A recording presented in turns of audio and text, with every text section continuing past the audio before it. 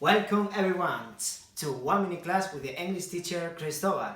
Today we are going to learn the phonic sound U, which normally we can find with O, U, and many of them, many others. In Spanish is, ahora vamos a ver la vocal U que se pronuncia U. ¿Por qué?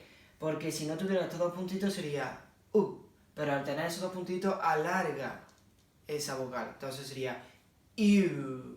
Y ponemos la lengua atrás y cerramos un poquito los labios. U.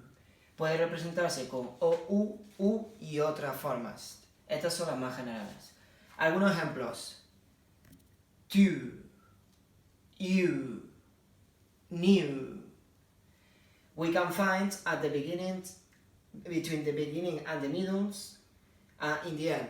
Lo que podemos encontrar con este sonido especialmente es al principio y en la mitad y al final. Al principio, student, group, school. Este sería al principio y por la mitad, y al final pues tendríamos to, view, value. So always remember que tienes que poner la lengua para atrás, poner un poquito encogida en los labios y decir you, like value, school, new. So thank you everyone, thank you very much for watching the video and see you in the next one. Stick around!